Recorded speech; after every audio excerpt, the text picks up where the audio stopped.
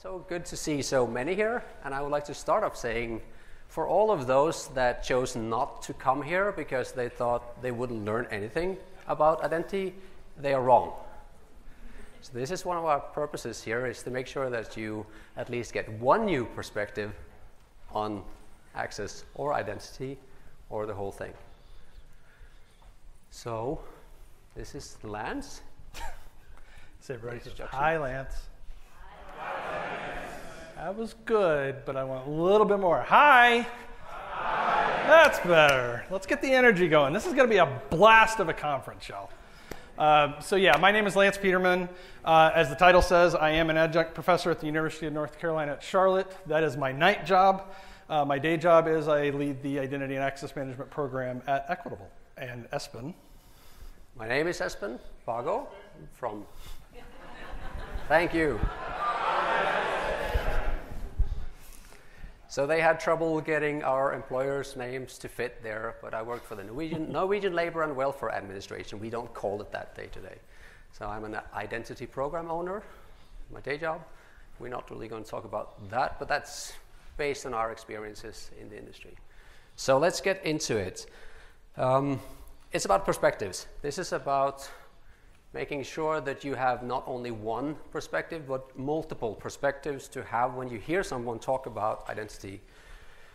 Because I think one of the most important goals for us is to make you more adept at being part of conversations about identity, both as a listener and as a speaker. And that means being able to ask questions. So I would say, first, what kind of race is identity and access?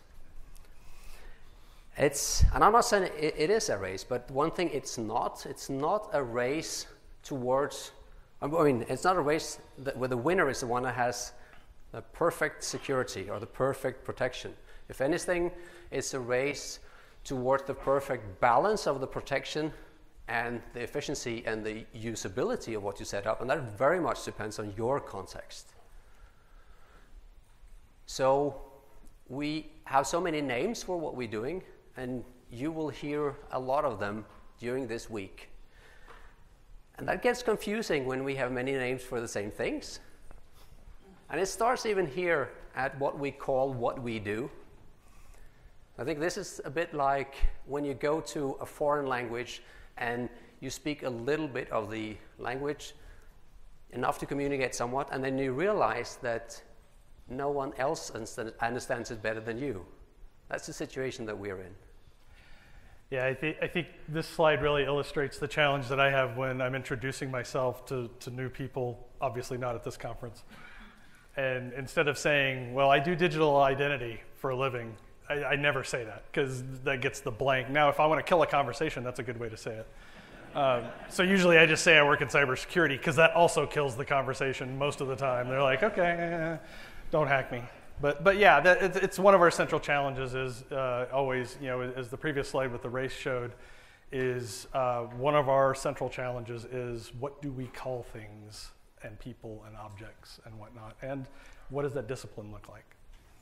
So the fact to remember here is that there is no true definition, and there's no point in trying to get into a discussion with people about which one is the correct one, because it depends on what you need to do. But let's get into some of the different perspectives or frameworks, a way to think about what we do. This is one of the most typical ones that if we call what we do IAM, it's often divided into the IGA, the access management, and the privilege A management, A for access, perhaps. Let's get into that later. But there's so much around it as well. You're not meant to memorize all of these items, by the way. There will be a quiz. There will be tests. We'll get into what will be on the test. So frameworks and perspectives includes definitely being aware of who you're doing this for, because it's probably going to be a few more constituencies of users or people you're protecting things from than you are aware of. So expand your horizons is what I'm saying. I think one of the interesting things about this slide is I think it's actually changing a little bit. We debated possibly putting like 3 dots at the bottom of the middle section because people are becoming more aware as we become more connected, and because identity once you walk people through a narrative around it, they're like, oh, wow, this really does kind of connect our lives. So it's for kind of everybody, but obviously we're going to be playing to our audience here. And I did want to do just a real quick survey, just show of hands. How many of you, this is your first Identiverse? Holy cow, that's awesome. I absolutely love that. How many of you in this room, and if you don't feel comfortable raising your hand, that's okay, but I'm just curious, how many of you have less than 2 years of experience in identity? Also great. That's fantastic.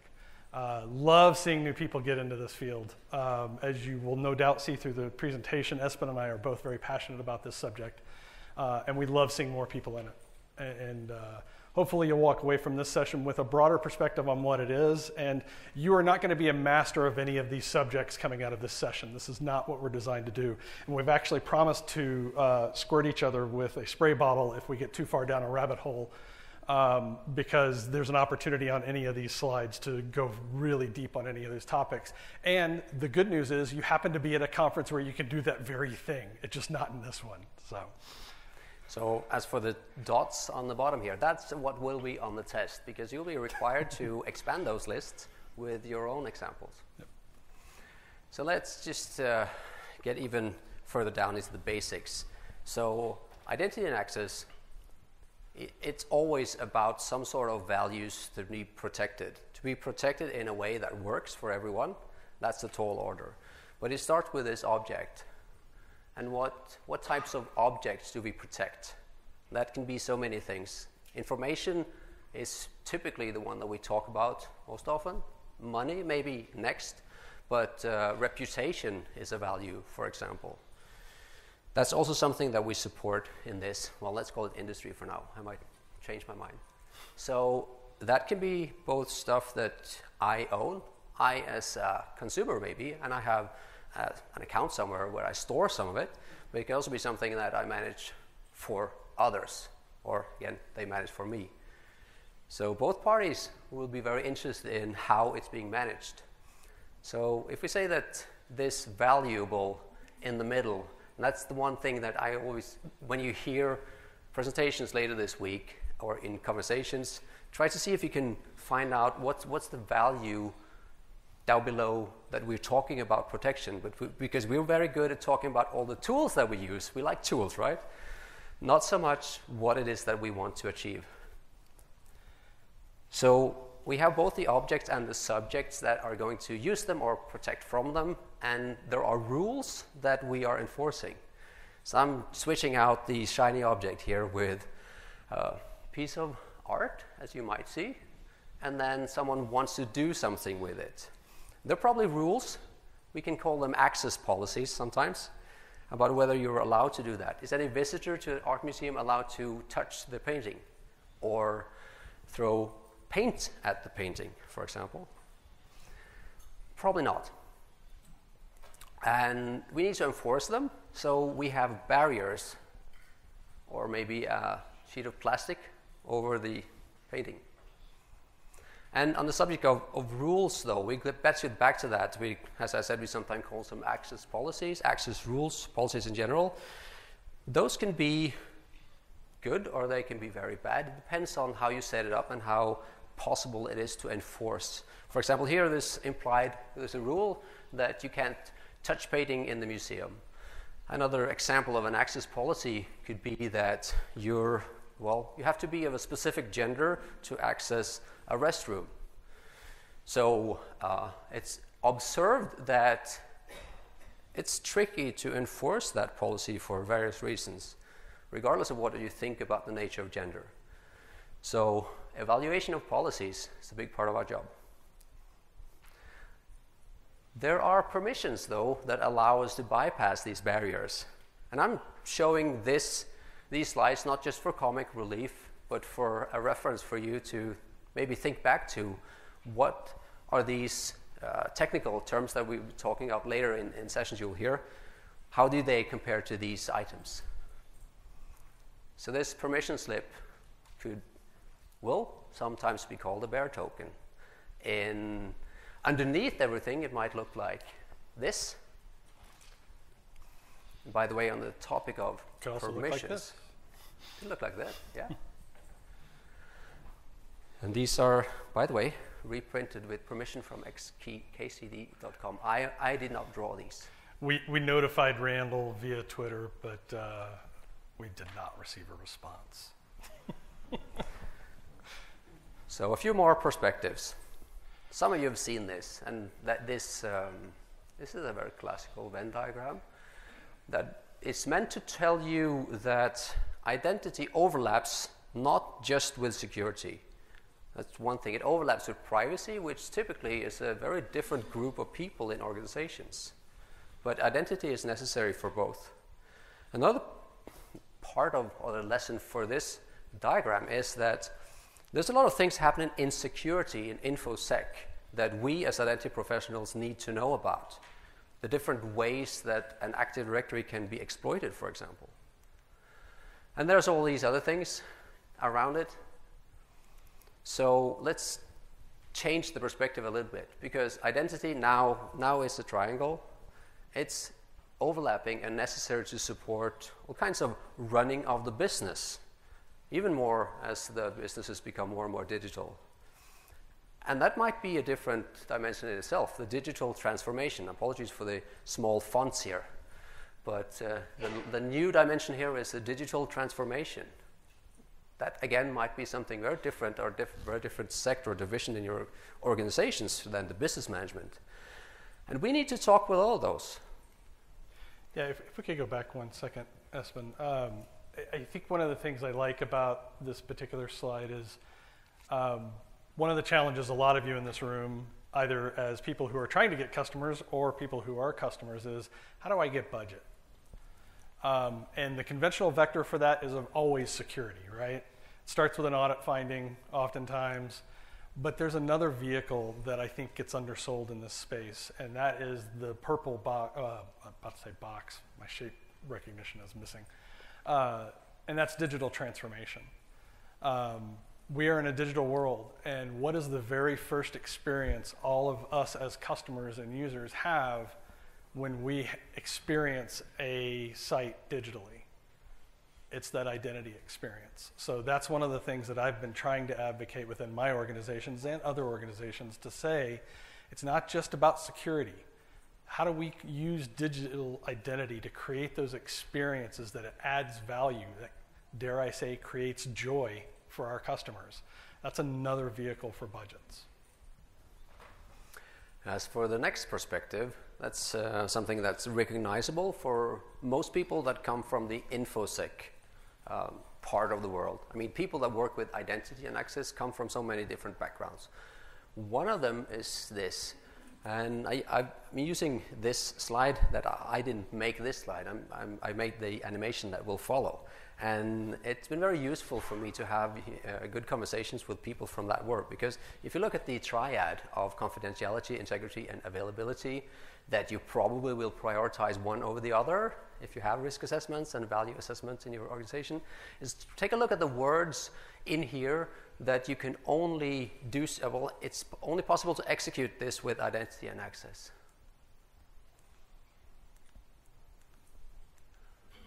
So there are a few. Right? That's not possible without us. And that's something that the InfoSec world, if I can say that that's a different world from ours, it's not, of course, don't necessarily think about. So another perspective, mainly to show the size of everything, is to just point you to liminal that makes this market guide or market or area perspective of identity and access each year.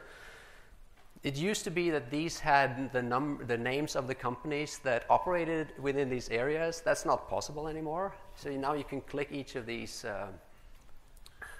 hexagons and take a look at that, well, what's inside of that sector of it.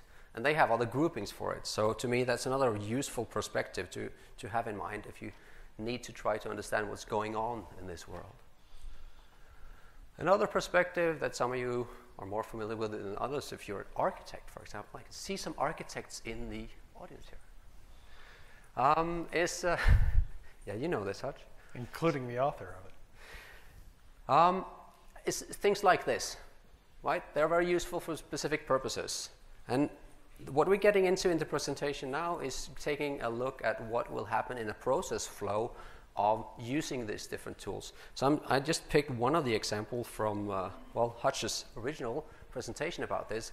If the use case or the situation is that a user needs to access a software as a service app that they already had been given permission to use, then the yellow things that light up here are all the different building blocks or the elements that will be executed or needed or involved in that process. And that's a lot of different, potentially different products. We don't have the perfect identity fabric yet, at least not as I am aware of. So if we simplify that a little bit, maybe you could say that from a process perspective or a timeline perspective, some sort of validation happens first. So we can do authentication, which means we can do authorization afterwards. And then access is either granted or denied, right? You notice we're getting into the technical parts. I assume that you would be very disappointed if we didn't have at least some of that. If we take a look at that in a little more detail, it could look a bit like this. So there's a box for validation. We need that for being able to do authentication if we have the right data to do that with. It means that we make something that we often call accounts that we can use for authentication. At some point, those get abstracted, and that's something that happens all the time in our world. Right? We abstract something with something else. So we make some tokens that we can use instead of these accounts, that we have instead of these identities, that we have instead of these persons, maybe somewhere out there. So we can use these tokens, or the objects that we have, as references to check for the authorization. Well, there's a lot of ways to structure that authorization. And in many cases, we need to do additional lookups of data or facts, hopefully facts, for whether that should be allowed or not. The input for the validation is, of course, something that you need to be trusting enough as well. A human, hopefully, or something resembling a human. So checking the facts about that object, or I mean the subject in this case, right, will result in some data. Call it, some industries call it know your customer. That's part of the validation, but it's a different way of looking at it. These things will result in a swarm of registered data that you may or may not have good control over. There are some other elements that are overlapping with this: consent, delegation, and the process is a bit different if there isn't a human behind that, if it's a robot or a machine or something posing as a human. In this box, there's something called passwords. Well, at some point there probably won't be, we hope. That's our hope, right? And the authorization, again, it ends up in the token or something that said that I have permission to do this. And of course, there's a lot more than this, right? That this isn't the truth either, but it might be useful, hopefully. It's a view of the truth, and hopefully this slide isn't too overwhelming. The other thing I did want to comment, I have seen some folks taking photos of the slides. We are definitely going to make these available. We'll probably post them on LinkedIn and Twitter, and I have no doubt that Cyber Risk Alliance will also probably do so as well. So don't feel, some of these slides, obviously, especially some of the ones we showed a few moments ago, have a lot going on them by design, and they're not meant to be gone over literally in this session. It's more to serve literally as a reference for future use. We really hope that you can use some of these slides back home to explain things to other people. And if you need copies of this and you can't find it on the Identiverse site, I mean, find us on LinkedIn and send us a message and we'd be happy to supply the slides. So if we try to structure this in text instead, visuals are good, but well, sometimes we just revert to text. We use a lot of different functions and mechanisms to achieve that, well, holy grail of good enough protection. These execute at different places, and one way of structuring it is looking at a division into two. I think I realized earlier today that is this division into three, but I'll come up with that later. But admin time versus runtime. So it means that the process or the timeline requires some preparation So there we have the runtime elements of authentication and authorization that will happen when someone tries to access this value.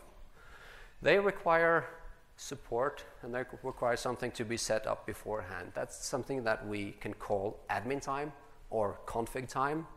Can have different. Design time is another word for it. There's a lot of supporting elements around that. So setting up a catalog of the facts, for example, and having someone to make sure that the facts are always correct enough, that we are sure enough that it's the right facts, and so on. That's really the meat of the matter of our job, at least for the jobs, the type of jobs that we have. So we support, divide them into when they are executed in the process, as I said. Might be continuous, some of them are. Sure. Some of these are not that easy to place into admin time or runtime, but it's a valuable reference to have. So if you go into what elements the admin time consists of, it's, yeah, don't know if you want to take over for a little bit? Sure. So one of the central challenges that most organizations, especially if they're trying to do identity as a formal process, one of the things I kind of laugh about whenever I talk to a new company or maybe a company that's been around for a while and they finally like, all right, we need to do identity management. And they'll usually be surprised when I tell them, you're already doing it. They're like, well, no, we're not. We don't own this or we don't own that. And I was like, well, you're already doing it. You're creating a user somewhere. You're giving them access somewhere. And they're like, yeah, but we don't have any processes. I said, you do. They're just not documented. And the lights kind of go ding. But one of the things that is foundational in terms of success in this area is identifying what your sources of truth are. And it's a big challenge in organizations because oftentimes, almost universally, you typically have more than one. If you had one, it'd be easy, right? And then we look into classification. And this is another one that most organizations kind of come late to the game to. How do we classify those particular data elements? How do they service our access and our authorization functions over time? And then governance. Oftentimes, oddly enough, this is where most organizations kind of come into the identity game at first, especially if you're a publicly traded organization. You're subject, at least in the United States, to that wonderful regulation known as Sarbanes-Oxley. Who has access to your financial reporting systems, and how often do you certify that access? Things of that nature. And then you go, oh, wait, if we're doing it for this, maybe we should do it for other people too, which is always a great idea. We should absolutely be doing that.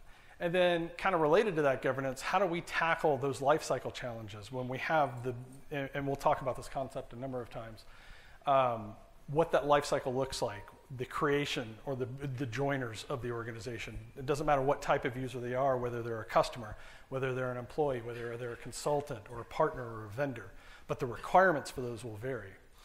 And then how do we take those actions? The mover use cases, somebody gets promoted, or they decide, you know what, I want to become an identity person. But I come out of the audit and risk area, and it's like, oh, so you want to join the light side? I'm kidding. I love my auditors most of the time. But as a result of that role change, you want to make sure that their access is appropriate for the function that they're serving now. And then, of course, the obvious use case or lifecycle use case is the levers. How do we make sure I had to do so at 11 o'clock this morning? I got a call from HR. Hey, this person's been let go. We need to make sure their access is gone. Nice. Yeah. Save some of the details for the later slides. I know, I'm killing it. Sorry. Please. So, as opposed to admin time, runtime is a bit smaller in the way of elements. I've crowdsourced the fact-checking on this, which means I've looked at the previous year's introduction to identity to see, did they have anything else on the runtime? Actually, no. Authentication, authorization, and I include federation in authentication here. That's the core of the runtime. But then again, you might say, and you should, that's also going to be on the test. Can you come up with things that you think is misplaced, or maybe isn't both, right? Because the proofing or the validation, that's something that could have been done beforehand, but it's also something that could have been done just in time right at the moment. And I know their product tries to do that. So, of course, the division of admin time into runtime will blur over time, and maybe in a few years it will not be valid. Right now it's useful. How about analytics, for example? We can discuss that as well. But some analytics is more of we take a look at the data outside of the process itself, outside of time, so to say. And some of them are used as event triggers inside of the process. And then there's this thing that people like or may not like to call PAM, handling extra privileged access. So to me, that's, when I think about it, very often just a mini or mirror universe of everything, because it's just, everything is about the accesses or the privileges, and they need to be managed. Maybe not in so much different ways than others. You just need to be sure that they are extra privileged. We'll get back to that later. So going into authentication a little bit deeper. I called it a function. I like to call it a function because seeing it from a mathematical perspective, it means that I will have an input and I will have an expected output. And the input is an identifier, typically. And it aims to produce this as an output. And you should never use Comic Sans in any presentation, right? But I had to do it on users here because confirmation that supposed users are who they say they are. Well, is it a user? Do you know it's a user? What's a user? It's the person. We're not verifying the person here. We're authenticating something. But let's call it a user for the sake of simplicity now. So we use this established data that we put into the process and the output of the process to bind to something. Right? We have these catalogs and we have these accounts. That's what we use the authentication for. And you should ask questions such as why, and maybe even more importantly for this, how, when you're in conversations about authentication. So how are you doing this exactly? So when I put federation into authentication, that's debatable. Maybe you could put that as a separate point, but if the parts where you check whether someone is authentic is outsourced to someone else or is collaborative with some other organizations, different universities, for example, or government entities, that includes federation. And centralized authentication across different applications is also part of that. Different building blocks of the authentication part. So we include this because I hear that there's still people that think that inputting an email address or username and a password means that you are using two factors. So that's two-factor. Well, that's not two-factor. So authenticators such as a password, that can be called a factor. I shouldn't say it is a factor, because what is a factor? That's nothing in our world is well defined. But taking a look at that though, you will hear about factors in the authentication function, and typically people divide them into knowledge factors, possession factors, and inherence factors.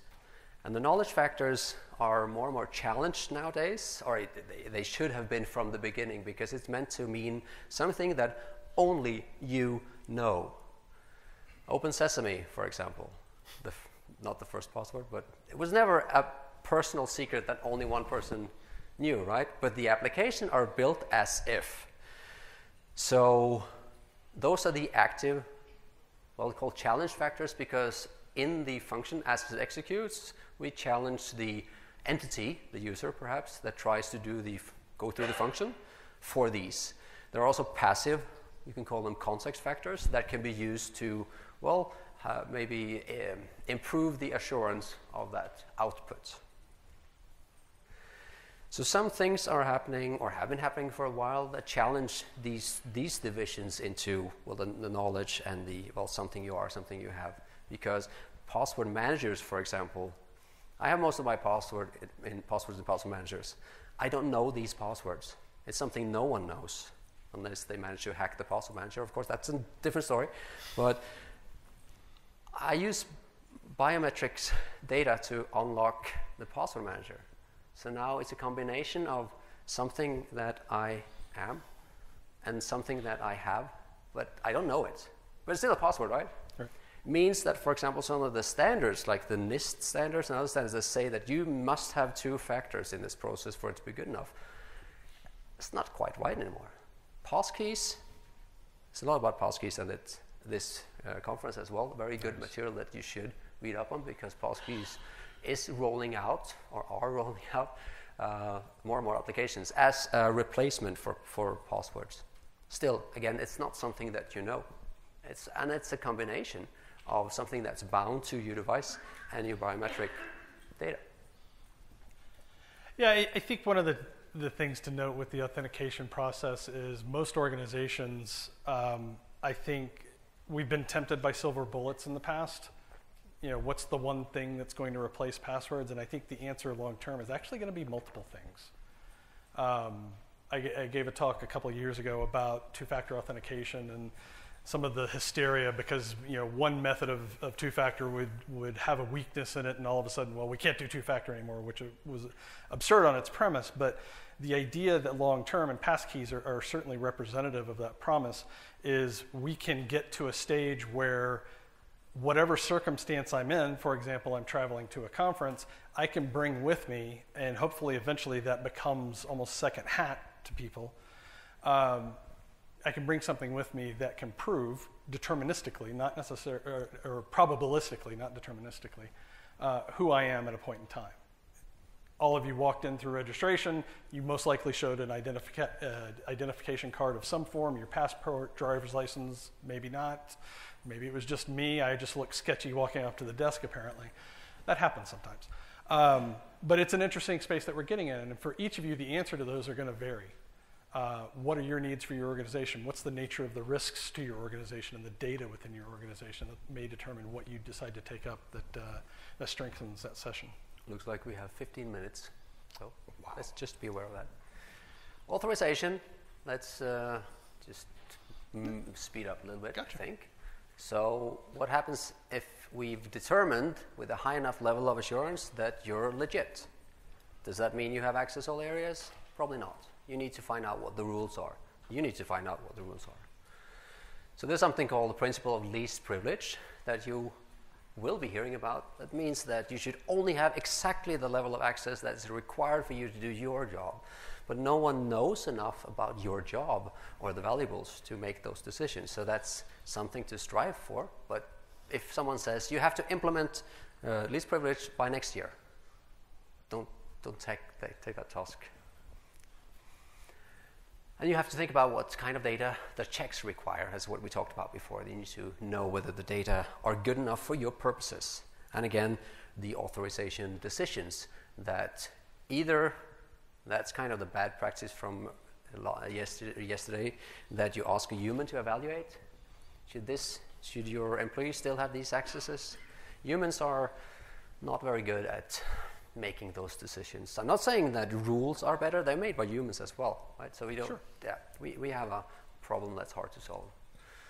Within the authorization sphere, there's a lot of different words flowing around as well. We can divide those into what's a model, what's a standard, and what's a framework. I'm just sourcing this from an article by our fellow ID Pro member, David Broussard.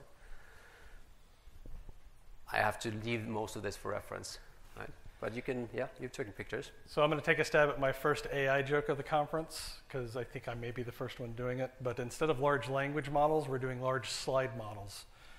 So it's ChatPPT is what we're working on. It just has to be the correct prompt. But we were trying to give proper credit to David Broussard, who wrote an excellent article for the ID Pro body of knowledge on standards. Just quick show of hands, how many of you have either participated or contributed to one of the major standard, or any standard in identity? Just curious. A few, okay. I was hoping to see more just because I was going to say, go talk to them. If you have questions, they have answers. So, let's talk about governance. So now we get back to the admin time elements. And in general, that's everything that has to do with the governance of identity. So this is where we need to be mindful that we use just a few minutes to go through all of the next, let's say, 5 or 6 slides, right? Because there's so much, there's a lot to unpack in governance, right? And you mentioned a lot of it already. I mean, these things, for example. I think if we can just back up just for a second, I think one of the key takeaways here is some of the challenges. If we can go to the previous one slide. back. Yeah, thanks. Looking at the workforce, contractors, partner, businesses, and customers challenge, this is one of the central challenges I find that we have in identity we often try and treat them as having the same requirements. And I genuinely believe that could not be farther from the truth. Workforce and contractors, oftentimes, depending upon their usage, have like if there was a Venn diagram, they would be overlapping in considerable quantity, but not completely. And when you get into partners and businesses, and obviously customers, that becomes an even greater factor. So make sure that you're treating those requirements as discrete, because they are. I'm just going to go on and click in between. Right. So this is a different, I will say, constituencies of persons that we serve. Right, the processes are different, and it might not be directly B2B either. It could be you serve a company that serves someone else. Right, the abstraction levels go on even here. Yeah, just quick show of hands. Who has a different repository for their consultants from their employees? Yeah, it's a very common problem. But it's why we have job security, right? So very quickly, I'll leave it to you, but let's see, we have 3 more slides on this. Sure. So we've talked about this a little bit, the lifecycle management. This is kind of, these are the lower levels of maturity when it comes to identity and access management. When I say lower levels, that does not imply that they're easy. Far from it. But when you get those right, it makes other pieces in the maturity puzzle so much easier to achieve, particularly when you can achieve automation. When your system, your HR system in particular, can tell you that someone's no longer with the organization, somebody doesn't have to email me to say, hey, can we revoke their access? I could be further along in the game and actually give them access to the tool that they could do it themselves. We have it in some capacity, but we don't have it in others. And some of the same, doesn't have to be fully automated. It's really going to depend upon the needs of your business. Some people like to gather together the individual access rights and permissions into entitlements and say that it's easier to manage something that's been abstracted again into something higher, right? But you notice the theme about if you abstract something again and again and again, you will lose track of what you're doing. But there's a valid point here, though. It's easier to manage a set of 10,000 things than 100,000 things. Still not possible, maybe, but that's what we do here when we group, because we need to group together into entities that will match the rules that we want to make. Agreed? So, for reference, what that will give us? Can we back up 1 second? I do want to comment out one piece. Owners. How many of you have trouble with ownership of data? Mm-hmm. You should all be raising your hands at this point, but in my opinion, that's the Achilles heel of identity, is establishing ownership of data elements, because you can't certify when you can't determine who the owner is. So this doesn't solve that problem necessarily, though. I mean, you might be wanting to or tempted to group even the entitlements into roles that ideally match what people do. But again, I posit that not so many organizations actually know what people do, or at least they don't have a source of truth for it. And that makes role management hard. But in certain situations, it can be very, very valuable. You just need to make sure a few things that can make it unmanageable. Do you want to comment on that for a moment? Yeah, the partner side is really interesting. In my previous employer, I worked for Merck, and one of our large identity challenges was working with, as a pharmaceutical organization, we worked with tens of thousands of users in the clinical trial space. And that is a space that changes rapidly over time. And it was really challenging to keep stability in maintaining that space. Just a quick word on, so role management also get talked about in the same sentence as RBAC and ABAC and PBAC, and you will hear about knowledge-based access control and all kinds of, there's probably going to be a few new ones at this conference as well. So my perspective on this that I want to impart on you is that really they are not fundamentally different, because the underlying idea here is that they are frameworks for making sure, the input for making a decision about access is controllable in some way. So it's all about attributes. It's kind of my take on it, but we can discuss that later. But anyway, RBAC, ABAC, PBAC, and all the other XBAC, they are probably the same thing. If it's a vendor that's talking to you, they definitely have their own take on it for their own personal reasons. Not personal. So we talked about the who knows, who should have access to what. Access certification is another kind of a sub-tool set of the governance side. But again, ideally, it's a tool to achieve some sort of least or lesser privilege out there. But it tends to not work so well if you give a manager a list of, was it 2,000 questions? I've heard that, even more. Oh, I have more than that. It doesn't work in theory even. Yeah. But we can do it a bit better. We can make sure that there are some specific events that trigger reuse scoped, so you don't need to answer all those thousands of questions. Yeah. Even risk events, for example, if you have those defined. So let's see. Yeah, I'm just going to skip ahead. Okay. Analytics and intelligence. Do you have 2 words about that, or? I guess I kind of didn't keep my powder dry on the AI joke. Identity analytics and intelligence is definitely, I think, one of the more interesting changes in our space with the evolution of AI. I think the prospects for automation grow with it. I think one of the central challenges that I still find, though, is the more you automate things, the more you get wrong quickly.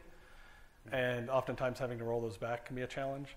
But I think this is a space that it's really going to depend upon the maturity of your organization, whether you're going to be embracing this in the near term.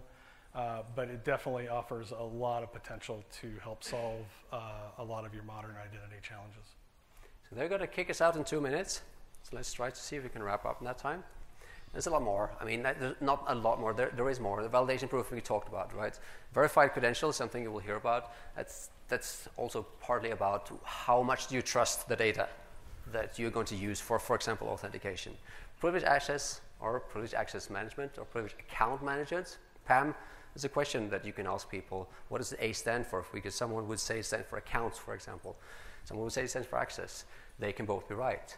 What we need to know is, why do you need to handle something differently from the rest? Maybe you have a CMDB, a configuration management database, that tells you these are the privileged things, these are the important things. I don't think that many of you have one of those that can tell you that. And how many of you have a good one if you do? So some subsets of that. I mean, some of the accounts are obviously more privileged and need to be managed differently, but just because something has admin in the name, that's not the best distinction of it having to be handled specifically.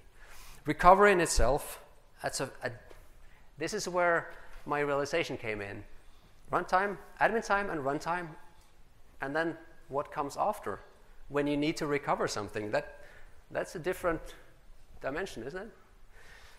So I could go either way on that, but yeah, it's. But these mechanisms are important, right? They're absolutely important because you can create the most ironclad authentication process on the planet, and if you've got a weak recovery mechanism on the back end, just ask Matt Honan how that worked out. For those of you who read the Wired article from years ago. Just quickly back to assurance. Sorry to interrupt, but I know we will be stopped. Assurance again. That's so much of a central concept that you need to think about it more. Like, how sure are we? There are standards for that. I pointed out that maybe the standards need to be even more revised. This is the later revision of that standard, though, SP 863-4. But we need to keep in mind and be able to communicate how well we trust something. And just one thing, this is maybe where AI comes in, just so we can mention AI a little bit more here. If something is produced by AI, the assurance, the level of assurance that we have that it's legit, that will be even more important. And then you should read up on the different ways that a lost access can be exploited. Go talk to the InfoSec people about that. There's several sessions about this here as well. Not going into that as well, but ITDR, interesting combination of something that has to do with also the recovery of if something went wrong. KIEM, the problem I have with that is I wonder why cloud should be more complex than what's legacy, right? So I think it depends a lot on your organizations. We are at the end, finally. Just want to mention, and quick show of hands, I mean, who has heard about ID Pro? Could I ask those that also are members of ID Pro to stand up? Yeah, if you are currently a member, please stand up. I think you should Now everyone has heard about ID Pro. If you heard about ID Pro, you should join, or get your employees to join. That concludes it. It's almost on time. Thanks for coming.